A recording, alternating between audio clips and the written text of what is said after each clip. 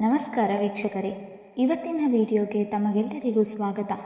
ಇಂದಿನ ಈ ವಿಡಿಯೋದಲ್ಲಿ ನಾವು ಹೃದಯದ ಆರೋಗ್ಯಕ್ಕೆ ತುಂಬಾ ಉಪಯುಕ್ತವಾದ 5 ಪವರ್ಫುಲ್ ಆಯುರ್ವೇದ ಮನೆಮದ್ದುಗಳ ಬಗ್ಗೆ ತಿಳಿದುಕೊಳ್ಳೋಣ.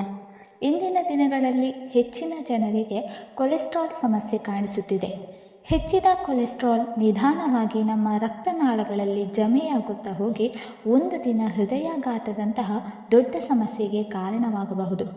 ವಿಶೇಷವಾಗಿ ಇಂದಿನ ಜೀವನ ಶೈಲಿ, ವ್ಯಾಯಾಮದ ಕೊರತೆ, ಜಾಸ್ತಿ ಪ್ಯಾಕೇಜ್ಡ್ ಫುಡ್, ಒತ್ತಡದ ಜೀವನ ಇವು ಎಲ್ಲ ಹೃದಯದ ಸಮಸ್ಯೆಗಳಿಗೆ ಪ್ರಮುಖ ಕಾರಣಗಳಾಗಿವೆ. ಆದ್ದರಿಂದ ಸಮಯ ಇರುವಾಗಲೇ ಜಾಗ್ರತೆ ವಹಿಸುವುದು ತುಂಬಾ ಮುಖ್ಯ. ಇನ್ನೊಂದು ಮುಖ್ಯ ವಿಷಯ ಏನೆಂದರೆ, ಕೊಲೆಸ್ಟ್ರಾಲ್ ಒಂದು ದಿನದಲ್ಲಿ ಹೆಚ್ಚಾಗುವುದಿಲ್ಲ ಮತ್ತು ಒಂದು ದಿನದಲ್ಲಿ ಕಡಿಮೆ ಕೂಡ ಆಗುವುದಿಲ್ಲ. ಇದು ನಮ್ಮ ದಿನನಿತ್ಯದ ಆಹಾರ ಪದ್ಧತಿ, ಜೀವನ ಶೈಲಿ, ನಿದ್ರೆ, ಒತ್ತಡ, ವ್ಯಾಯಾಮ ಇವುಗಳ ಮೇಲೆ ಅವಲಂಬಿತವಾಗಿರುತ್ತದೆ. ಹಲವರು ಹೊರಗೆ ನೋಡಲು ಸಣ್ಣಗಿದ್ದರೂ ಅವರ ದೇಹದ ಒಳಗೆ ಕೊಲೆಸ್ಟ್ರಾಲ್ ಜಾಸ್ತಿ ಇರಬಹುದು. ಏಕೆಂದರೆ ಇದು ಹೊರಗೆ ಕಾಣಿಸುವ ಸಮಸ್ಯೆಯಲ್ಲ. ಅದಕ್ಕಾಗಿಯೇ 30 ವರ್ಷ ವಯಸ್ಸಿನ ನಂತರ ವರ್ಷಕ್ಕೆ ಕನಿಷ್ಠ 1 ಬಾರಿ ಬ್ಲಡ್ ಟೆಸ್ಟ್ ಮಾಡಿ ಕೊಲೆಸ್ಟ್ರಾಲ್ ಲೆವೆಲ್ ಪರೀಕ್ಷೆ ಮಾಡಿಸಿಕೊಳ್ಳುವುದು ತುಂಬ ಮುಖ್ಯ. ಸರಿಯಾದ ಸಮಯದಲ್ಲಿ ಗಮನ ಕೊಡದಿದ್ದರೆ ಇದು ನಿಧಾನವಾಗಿ ರಕ್ತನಾಳಗಳನ್ನು ಕಿರಿದಾಗಿಸಿ ಬ್ಲಾಕೇಜ್ ಉಂಟು ಮಾಡಿ ಹೃದಯಕ್ಕೆ ಹೋಗುವ ರಕ್ತ ಪ್ರವಾಹವನ್ನು ಕಡಿಮೆ ಮಾಡುತ್ತದೆ. ಆದ್ದರಿಂದ ಹೃದಯಾಘಾತ, ಹೈ BP, ಸ್ಟ್ರೋಕ್ನಂತಹ ದೊಡ್ಡ ಸಮಸ್ಯೆಗಳು ಬರಬಹುದು. ಆದರೆ ಒಳ್ಳೆಯ ಸುದ್ದಿ ಏನೆಂದರೆ, ಸರಿಯಾದ ಆಹಾರ, ನಿಯಮಿತ ವ್ಯಾಯಾಮ, ಒತ್ತಡ ಕಡಿಮೆ ಮಾಡುವುದು ಮತ್ತು ಕೆಲವು ನೈಸರ್ಗಿಕ ಮನೆಮದ್ದುಗಳನ್ನು ಬಳಸುವುದರಿಂದ ನಾವು ಕೊಲೆಸ್ಟ್ರಾಲನ್ನು ನೈಸರ್ಗಿಕವಾಗಿ ನಿಯಂತ್ರಣದಲ್ಲಿ ಇಡಬಹುದು ಮತ್ತು ನಮ್ಮ ಹೃದಯವನ್ನು ದೀರ್ಘಕಾಲ ಆರೋಗ್ಯವಾಗಿ ಇಡಬಹುದು. ಸ್ನೇಹಿತರೆ, ಹೃದಯದ ಆರೋಗ್ಯ ಕಾಪಾಡಿಕೊಳ್ಳಲು ಸರಿಯಾದ ಆಹಾರ ಪದ್ಧತಿ ಮತ್ತು ಪ್ರತಿದಿನ ವ್ಯಾಯಾಮ ಬಹಳ ಮುಖ್ಯ. ಆದರೆ ಕೆಲವರಿಗೆ ಈಗಾಗಲೇ ಕೊಲೆಸ್ಟ್ರಾಲ್ ಹೆಚ್ಚಾಗಿರಬಹುದು ಅಥವಾ ಕುಟುಂಬದಲ್ಲಿ ಹೃದಯ ರೋಗ ಇತಿಹಾಸ ಇರಬಹುದು. ಅಂಥವರು ಕೆಲವು ನೈಸರ್ಗಿಕ ಮನೆಮದ್ದುಗಳನ್ನು ಬಳಸುವುದರಿಂದ ತುಂಬ ಲಾಭ ಪಡೆಯಬಹುದು.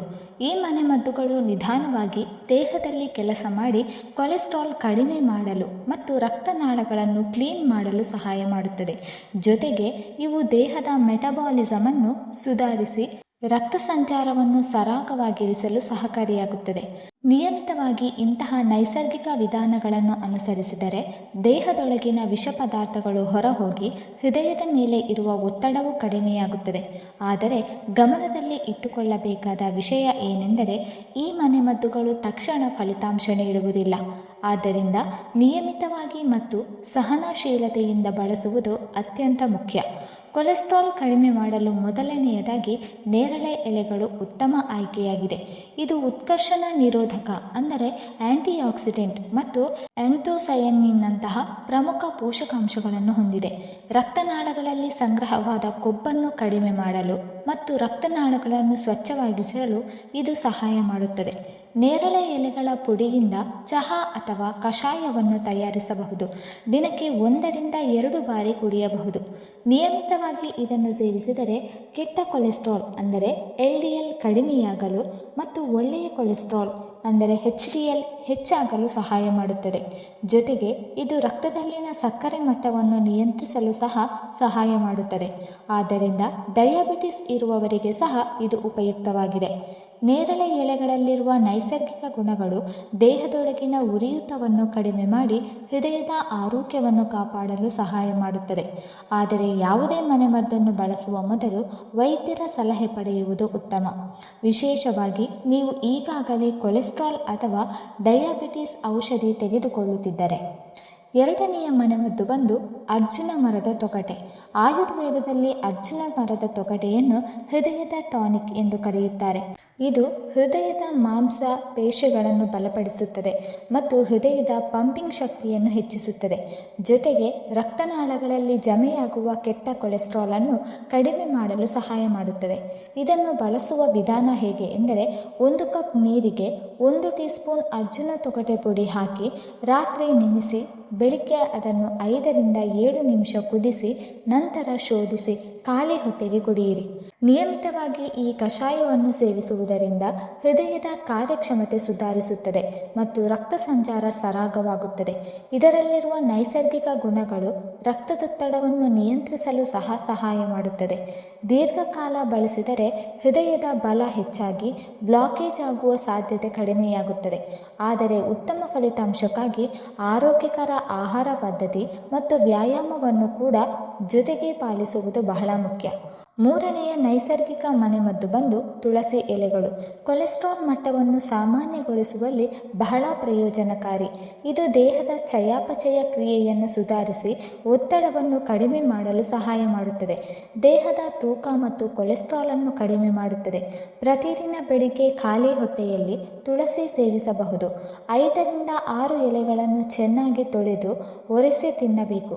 ಸ್ನೇಹಿತರೆ, ನಿಯಮಿತವಾಗಿ ತುಳಸಿ ಸೇವಿಸಿದರೆ ರಕ್ತವನ್ನು ಶುದ್ಧೀಕರಿಸಲು ಮತ್ತು ರಕ್ತ ಸಂಚಾರವನ್ನು ಸುಧಾರಿಸಲು ಸಹಾಯ ಮಾಡುತ್ತದೆ. ಜೊತೆಗೆ ತುಳಸಿಯಲ್ಲಿರುವ ಆಂಟಿಆಕ್ಸಿಡೆಂಟ್ ಮತ್ತು ಆಂಟಿ ಇನ್ಫ್ಲಮೆಂಟರಿ ಗುಣಗಳು ಹೃದಯದ ಆರೋಗ್ಯವನ್ನು ಕಾಪಾಡಿ ರಕ್ತನಾಳಗಳಲ್ಲಿ ಕೊಬ್ಬು ಜಮೆಯಾಗುವುದನ್ನು ತಡೆಯುತ್ತದೆ. ಇದು ದೇಹದ ರೋಗ ನಿರೋಧಕ ಶಕ್ತಿಯನ್ನು ಕೂಡ ಹೆಚ್ಚಿಸುವುದರಿಂದ ಒಟ್ಟಾರೆ ಆರೋಗ್ಯಕ್ಕೆ ತುಂಬಾನೇ ಉತ್ತಮ. ಆದರೆ ದಿನಕ್ಕೆ ಮಿತಿಯಲ್ಲಿ ಮಾತ್ರ ಸೇವಿಸುವುದು ಮುಖ್ಯ ಮತ್ತು ಯಾವುದೇ ಆರೋಗ್ಯ ಸಮಸ್ಯೆ ಇದ್ದರೆ ವೈದ್ಯರ ಸಲಹೆ ಪಡೆಯುವುದು ಉತ್ತಮ. ಇದರ ಜೊತೆಗೆ ತುಳಸಿ ದೇಹದಲ್ಲಿನ ವಿಷ ಪದಾರ್ಥಗಳನ್ನು ಹೊರಹಾಕಲು ಸಹ ಸಹಾಯ ಮಾಡುತ್ತದೆ ಮತ್ತು ದೇಹವನ್ನು ಒಳಗಿನಿಂದ ಸ್ವಚ್ಛವಾಗಿಡುತ್ತದೆ. ತುಳಸಿ ಎಲೆಗಳನ್ನು ಹಸಿಯಾಗಿ ತಿನ್ನಲು ಆಗದವರು ತುಳಸಿ ಎಲೆಗಳನ್ನು ನೀರಿನಲ್ಲಿ ಕುದಿಸಿ ಕಷಾಯ ಮಾಡಿ ಕುಡಿಯಬಹುದು. ಇದನ್ನು ನಿಯಮಿತವಾಗಿ ಸೇವಿಸಿದರೆ ಹೃದಯದ ಮೇಲೆ ಇರುವ ಒತ್ತಡ ಕಡಿಮೆಯಾಗುತ್ತದೆ, ರಕ್ತದೊತ್ತಡ ನಿಯಂತ್ರಣದಲ್ಲಿ ಇರುತ್ತದೆ ಮತ್ತು ನಿಧಾನವಾಗಿ ಕೊಲೆಸ್ಟ್ರಾಲ್ ಮಟ್ಟವು ಕಡಿಮೆಯಾಗಲು ಸಹಾಯವಾಗುತ್ತದೆ. ಆರೋಗ್ಯಕರ ಆಹಾರ, ನಿಯಮಿತ ನಡೆ, ವ್ಯಾಯಾಮ ಮತ್ತು ಒಳ್ಳೆಯ ನಿದ್ರೆಯ ಜೊತೆಗೆ ತುಳಸಿ ಸೇವಿಸಿದರೆ ಹೃದಯದ ಆರೋಗ್ಯವನ್ನು ಬಹಳ ವರ್ಷಗಳವರೆಗೆ ಉತ್ತಮವಾಗಿಡಬಹುದು. ಸ್ನೇಹಿತರೆ, 4ನೆಯ ಮನೆಮದ್ದು ಒಂದು ಮೆಂತ್ಯ ನೀರು. ಮೆಂತ್ಯೆಯಲ್ಲಿ ಸ್ಯಾಲ್ಯುವೇಬಲ್ ಫೈಬರ್ ಹೆಚ್ಚಿರುತ್ತದೆ. ಇದು ದೇಹದಲ್ಲಿರುವ ಕೆಟ್ಟ ಕೊಲೆಸ್ಟ್ರಾಲನ್ನು ಹೊರಹಾಕಲು ಸಹಾಯ ಮಾಡುತ್ತದೆ. ಜೊತೆಗೆ ಶುಗರ್ ಕಂಟ್ರೋಲ್ ಮಾಡಲು ಸಹಾಯ ಮಾಡುತ್ತದೆ. ಇದನ್ನು ಬಳಸುವ ವಿಧಾನ: 1 ಟೀ ಸ್ಪೂನ್ ಮೆಂತೆ ರಾತ್ರಿ 1 ಕಪ್ ನೀರಿನಲ್ಲಿ ನೆನೆಸಿಡಿ. ಬೆಳಿಗ್ಗೆ ಆ ನೀರನ್ನು ಕುಡಿಯಿರಿ ಮತ್ತು ಉಳಿದ ಮೆಂತೆಯನ್ನು ತಿನ್ನಿರಿ. ನಿಯಮಿತವಾಗಿ ಮೆಂತೆ ನೀರು ಕುಡಿಯುವುದರಿಂದ ಜೀರ್ಣಕ್ರಿಯೆ ಸುಧಾರಿಸುತ್ತದೆ, ದೇಹದ ಮೆಟಬಾಲಿಸಮ್ ಹೆಚ್ಚುತ್ತದೆ ಮತ್ತು ಕೊಬ್ಬು ಜಮೆಯಾಗುವುದನ್ನು ಕಡಿಮೆ ಮಾಡಲು ಸಹಾಯ ಮಾಡುತ್ತದೆ. ವಿಶೇಷವಾಗಿ ಡಯಾಬಿಟಿಸ್ ಇರುವವರಿಗೆ ಇದು ತುಂಬಾನೇ ಉಪಯುಕ್ತ, ಏಕೆಂದರೆ ಇದು ರಕ್ತದಲ್ಲಿನ ಸಕ್ಕರೆ ಮಟ್ಟವನ್ನು ನಿಧಾನವಾಗಿ ನಿಯಂತ್ರಣಕ್ಕೆ ತರುತ್ತದೆ.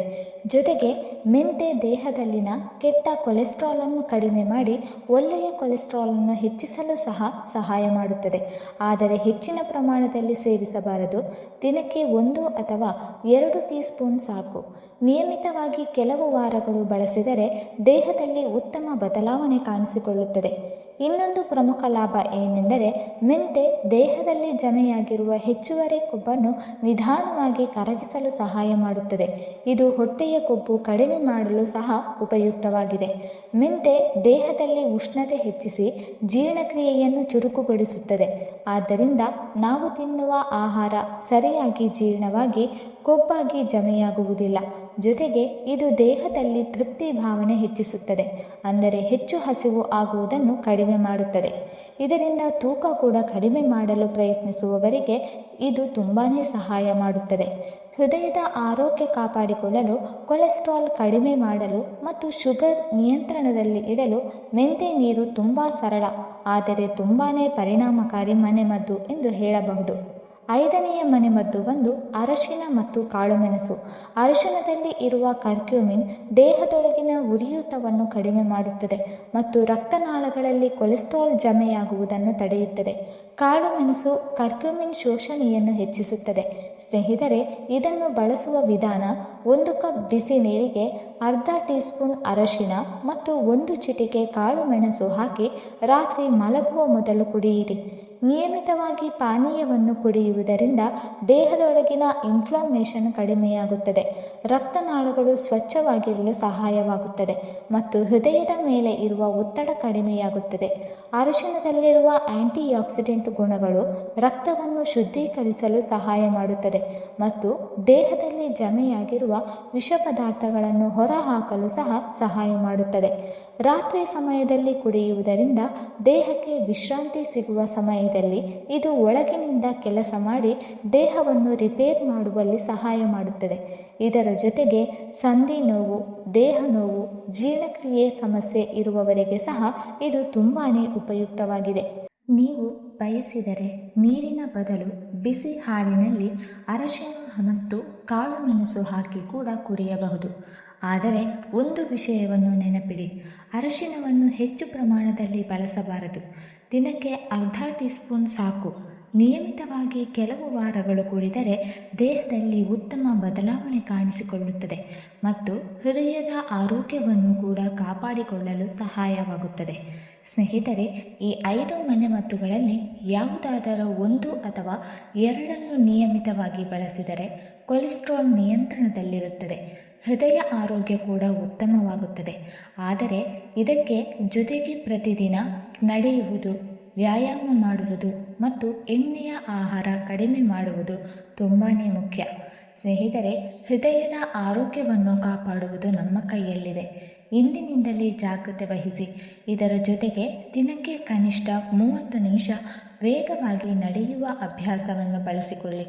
ಹೆಚ್ಚು ಹಣ್ಣು, ತರಕಾರಿ, ಫೈಬರ್ ಇರುವ ಆಹಾರವನ್ನು ಸೇವಿಸಿ ಮತ್ತು ಜಂಕ್ ಫುಡ್, ತೈಲಯುಕ್ತ ಪದಾರ್ಥಗಳನ್ನು ಸಾಧ್ಯವಾದಷ್ಟು ತಪ್ಪಿಸಿ.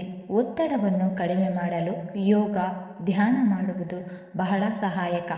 ಸಾಕಷ್ಟು ನೀರು ಕುಡಿಯುವುದು ಮತ್ತು ಸರಿಯಾದ ನಿದ್ರೆ ಕೂಡ ಹೃದಯದ ಆರೋಗ್ಯಕ್ಕೆ ಅವಶ್ಯಕ. ಸಣ್ಣ ಸಣ್ಣ ಅಭ್ಯಾಸಗಳನ್ನು ದಿನನಿತ್ಯ ಪಾಲಿಸಿದರೆ ದೊಡ್ಡ ಸಮಸ್ಯೆಗಳಿಂದ ತಪ್ಪಿಸಿಕೊಳ್ಳಬಹುದು. ಆದ್ದರಿಂದ ಆರೋಗ್ಯಕರ ಜೀವನ ಶೈಲಿಯನ್ನು ಇಂದಿನಿಂದಲೇ ಪ್ರಾರಂಭಿಸಿ. ನಿಮ್ಮ ಹೃದಯವನ್ನು ಸುರಕ್ಷಿತವಾಗಿಡಿ. ವೀಕ್ಷಕರೇ, ಈ ಮಾಹಿತಿ ನಿಮಗೆ ಇಷ್ಟವಾಗಿದ್ದರೆ ದಯವಿಟ್ಟು ಲೈಕ್ ಮಾಡಿ, ಶೇರ್ ಮಾಡಿ ಮತ್ತು ಕಮೆಂಟ್ ಮಾಡಿ. ಹಾಗೆ ಮುಂದಿನ ವಿಡಿಯೋಸ್ಗಳಿಗಾಗಿ ನಮ್ಮ ಚಾನಲನ್ನು ಸಬ್ಸ್ಕ್ರೈಬ್ ಮಾಡಿಕೊಳ್ಳಿ. ಧನ್ಯವಾದಗಳು.